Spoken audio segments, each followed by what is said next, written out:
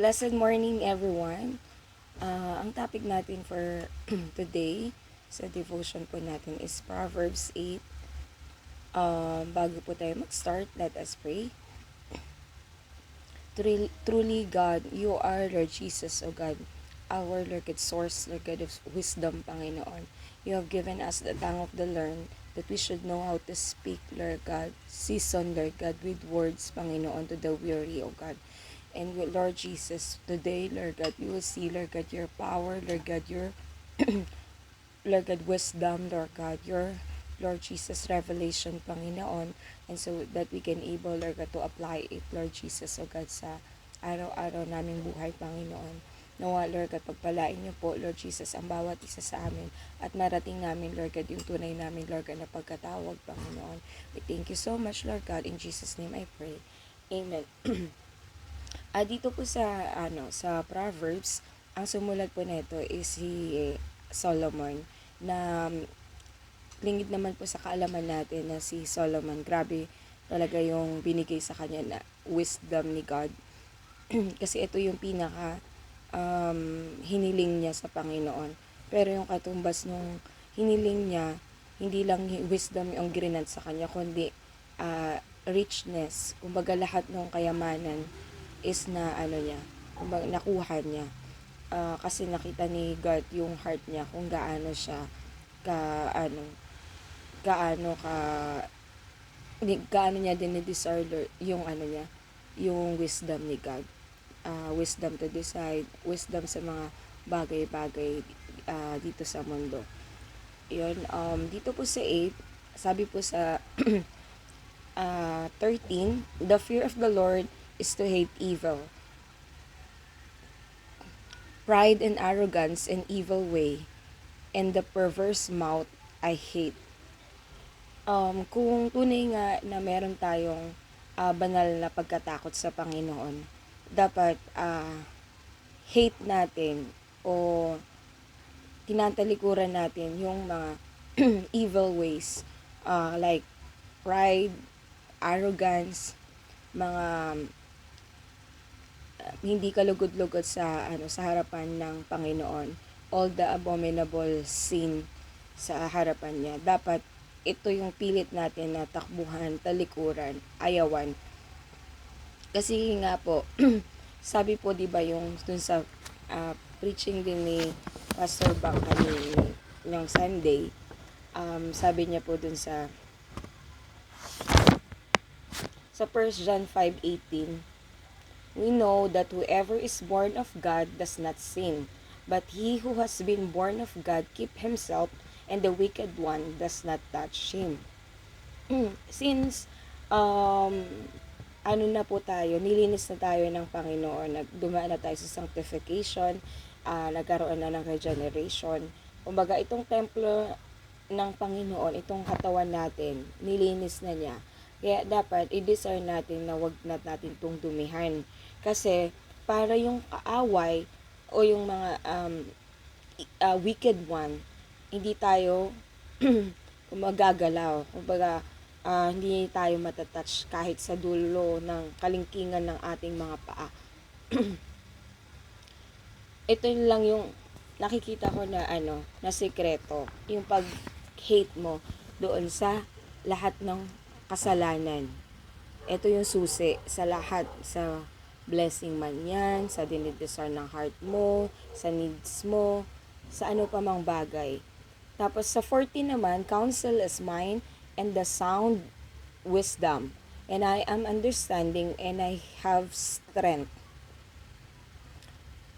I love those who love me, and those who seek me diligently will find me. Riches and honor are with me, enduring and riches and righteousness. My fruits is better than gold, yes, than fine gold, and my revenue than choice silver, that I may cause those who love me to inherit the wealth, that I may fill their treasuries. Yun nga po, dito sa Proverbs 8, in-highlight na ano yung kayang ibigay ni God kung magsisik tayo sa Kanya, magsisik tayo ng wisdom. marami nagtatanong, yung yung sa Genesis ba, yung creation, sino ba yung nandoon?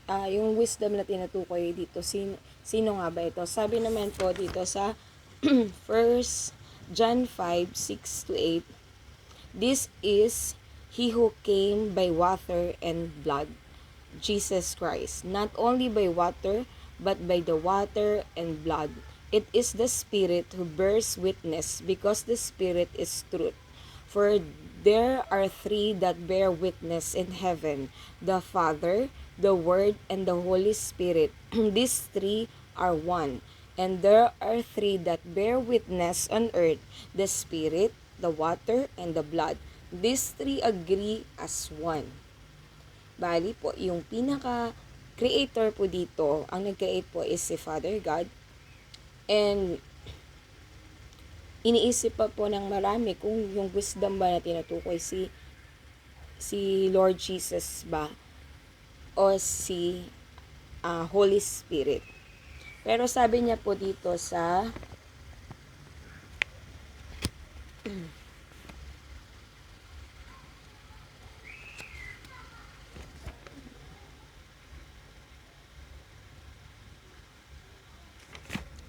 when he established the clouds above, when he strengthened the fountain of the deep, when he assigned the sea its limit, so that the water would not transgress his command, when he marked out the foundation of the earth, then I was beside him as a master craftsman, and I was daily his delight, and rejoicing always before him.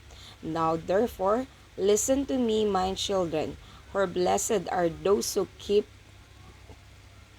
my ways, the instruction, and be wise, and do not disdain it. Blessed is the man who listens to me, watching daily at my gates, and waiting at the posts of my doors. And for whoever finds me finds life, and obtain favor from the Lord. As I discern, ang tinutukoy dito na craftsman, as a master craftsman, ibig sabihin katulong siya ni Father God na nag-create ng mundo, ng heaven and earth. Ang tinutukoy dito, I think this is Jesus Christ. Si Father God, siya yung nag-declare, nandoon sila, yung Holy Trinity. Then, yung nag-hover doon sa heaven and earth is si Holy Spirit. Siya yung nag-move. Kumbaga, ang pinaka witness dito is yung wisdom. Siya yung pinaka witness ng creation. Yung nag-meditate ako, ang na-receive ko, wise in the kingdom. Umaga, ang nag-control ng lahat ng ito is the Holy Trinity. Wisdom is a counselor. Prestigious life may experience to those who find him.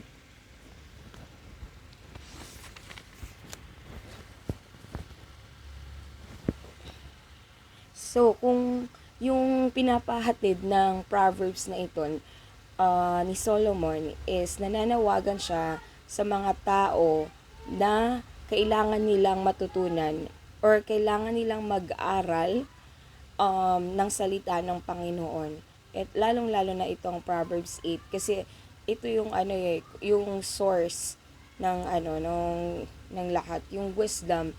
Ito yung pinaka-source kung paano tayo makakalakad para doon paano tayo makalakad sa righteousness, paano natin magawa yung will ng Panginoon, or paano tayo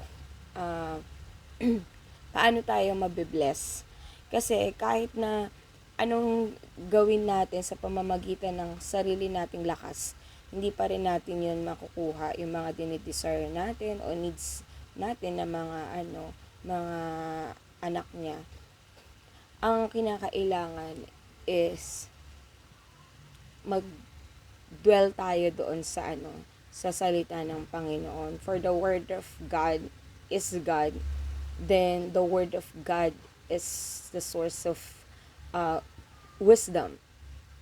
Sa pagsasaliksik natin ng salita ng Panginoon, doon lalawak yung understanding natin. Kasi hindi pwede na knowledge lang yung meron tayo, kundi dapat meron tayong heart, meron tayong spirit, in spirit of wisdom para mag-move o mag-rule dito sa mundo. Ang susi lang naman po is yung power of declaration. Kasi na-create ang mundong ito sa pamamagitan ng declaration ni Father God.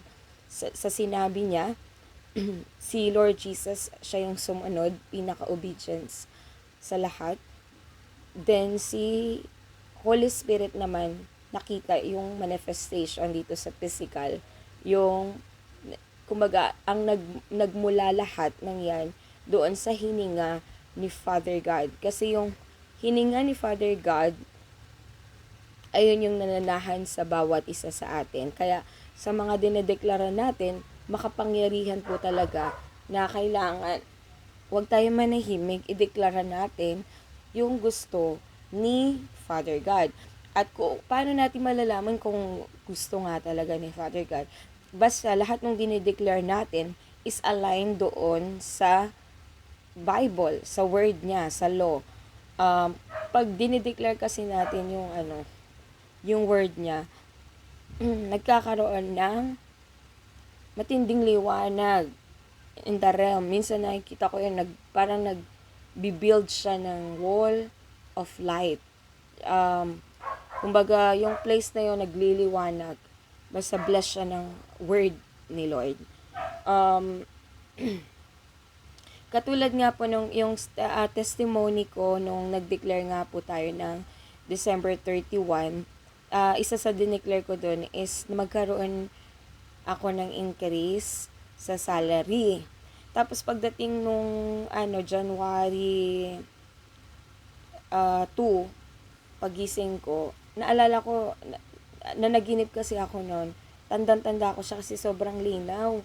Tapos nakita ko daw na mayroong mga pera doon sa taga 1,000 doon sa wallet ko, yung old at saka new wallet ko. Kasi inano ko yun, yung wallet ko, tinaas ko yun nung declaration natin, binuksan ko, tapos pati nga Gcash eh. Tapos may yung time na yon, yung nag-devotion ako ng 5 a.m. May sinabi sa akin si God, sabi niya, ganitong amount yung ibibigay mo sa mother mo and father mo. Tapos napaisip ako, sabi ko, Lord, parang ang laki naman po ata. Kasi nga as a sales, may mga pinupuntahan din ako mga client, ganito kailangan, meron din talagang gastos na kailangan. Tapos yung sinabi ko yun, narinig ko na sabi niya, don't worry, I will give you increase. Tapos sabi ko, okay. Okay na ako, lumabas na ako ng room. Tapos pagpasok ko, tinawag ako ng HR namin. Noong January 2 rin. Tinawag ako ng HR namin. Sabi niya, mag-sign ka. Kasi dahil nga maganda yung performance mo at magaganda yung sinabi sa'yo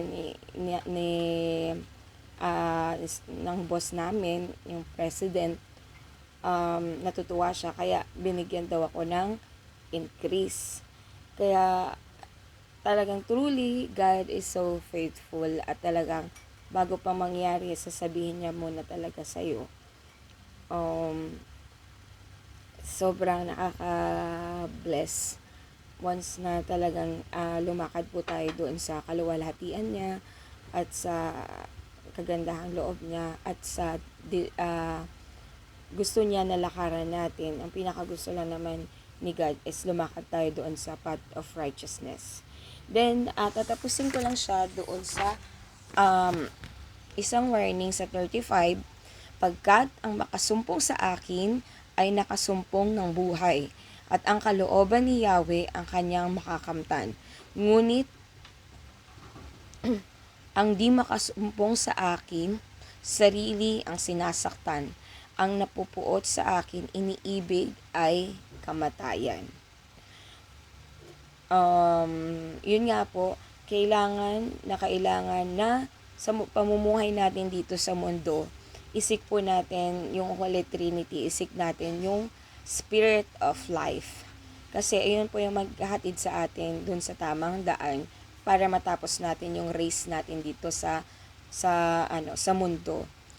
Kung paano ma-establish yung kingdom, at kung paano tayo gagawa ng may authority, may wisdom, with full identity, na kumbaga alam natin kung sino tayo, at kilala natin kung sino yung Holy Trinity. Kasi sa pagkilala natin sa kanila, nagkakaroon tayo ng foundation, ng confidence. Tumataas yun, na kumbaga hindi na tayo nagtitiwala sa sarili nating kakayahan, kundi pinagkakatiwala na natin yung buong buhay natin sa Holy Trinity.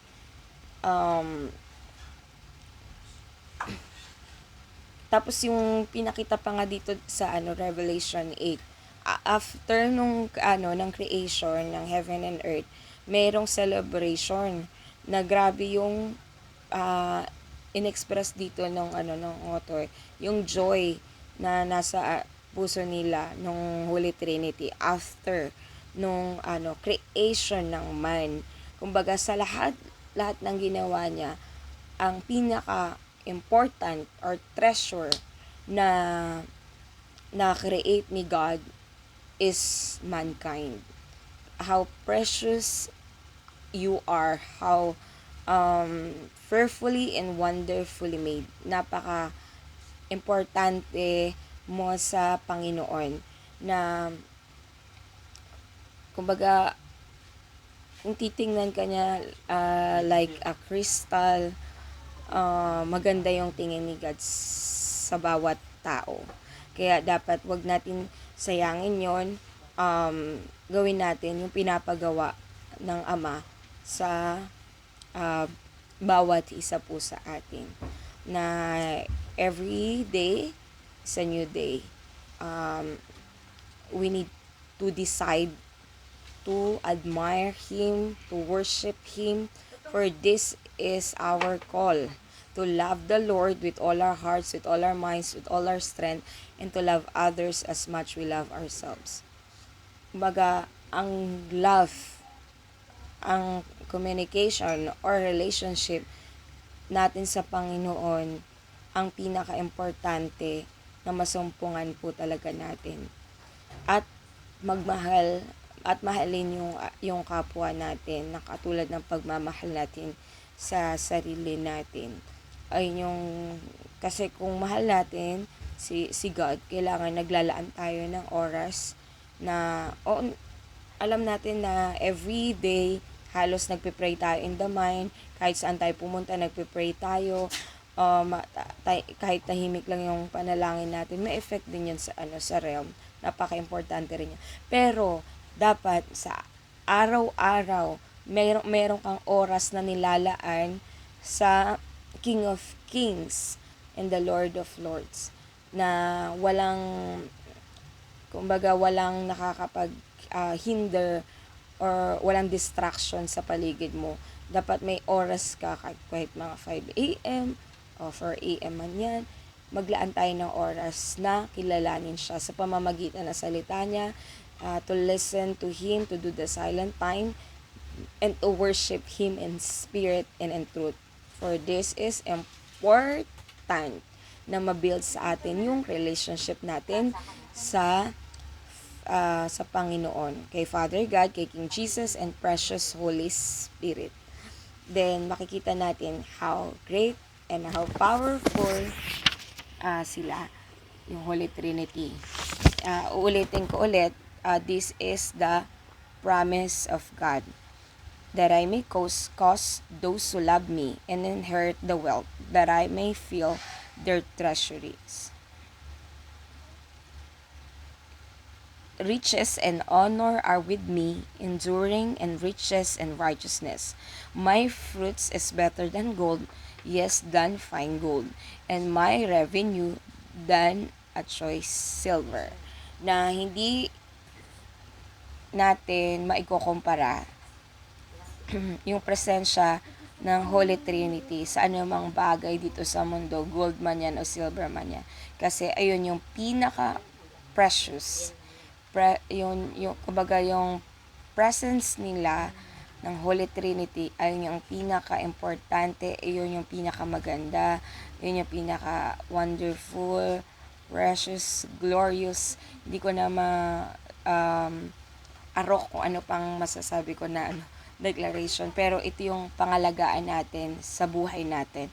Na-treasure natin yung presence ng Ama. Then lahat ng mga kailangan mo, isusupply niya lahat ng yan. Wala kang pagkukulang. Always remember Matthew 6:33. Seek ye first the kingdom of God and His righteousness, and the other things shall be added unto you. Seek Him with all your heart and walk in righteousness. And lahat-lahat ng desire mo, riches, honor, righteousness, transformation, sa finances man yan, sa health man yan, o sa spiritual maturity man yan, all areas of your life. Lahat ng yan matutugunan ng Panginoon as long as ang focus po natin is siya, the Holy Trinity. Yun lang po yung masashare ko. Let us close this in prayer. Father God, thank you so much, Lord God, sa wisdom po, Panginoon, na binigay mo, Lord God, sa bawat isa sa amin. At nawa, Lord God, patuloy ka namin, Lord God, makilala, Lord God, sa iyong salita, Lord God. Give us, Lord God, the desire, Lord God, zealousness, Panginoon, to seek you. Zealousness, Lord God, to do your will. Zealousness, Panginoon, to do the silent time, Panginoon. At Lord, nawa, lumalim po, Lord Jesus, o God, yung relasyon, Lord God, namin sa inyo, Panginoon. Nang sa gayon, Lord Jesus, masumpungan namin, Lord God, ang buhay, Panginoon. Yung mga needs, yung mga desire, Lord God, ng bawat, Lord God, isa ay matutuganan, Lord God. Dahil, Lord Jesus, we seek you, Lord God, first, Lord God, for you are our number one, Lord God, top priority, Lord Jesus, O God, than anything, Lord God, else, Panginoon. We treasure, Lord God, our relationship, Lord God, with you, Lord God. We declare, Lord Jesus, O God, the promise, and Lord God, the blessings, Lord God, and Lord God, Proverbs 8, Panginoon, Lord God, to IPN, Lord God, family, Lord God, Lord, sa lahat po, Panginoon, Lord God, ng accountabilities at nasasakupan namin, Lord God. Bless us indeed, Lord Jesus, O God, Lord God, by the spiritual, Lord God, maturity, Lord God, blessing and finances, Lord God, health, Lord Jesus, O God, blessings, Lord God, and Lord Jesus, O God, discipline, Panginoon, Lord Jesus, O God, sa lahat, Lord God, ng bagay, sa lahat ng oras, and we declare, Lord Jesus, O God, the spirit of wisdom, knowledge, understanding, Lord God, and the fruits of the Holy Spirit, which is, Lord God, love, joy, peace, faithfulness, gentleness, Lord God, faith, Lord God, meekness, and temperance, Panginoon. We praise your holy name, Lord God. All glory, honor, and thanksgiving, Lord God, belongs to you, O God. In Jesus Christ's mighty name I pray. Amen and amen. Thank you.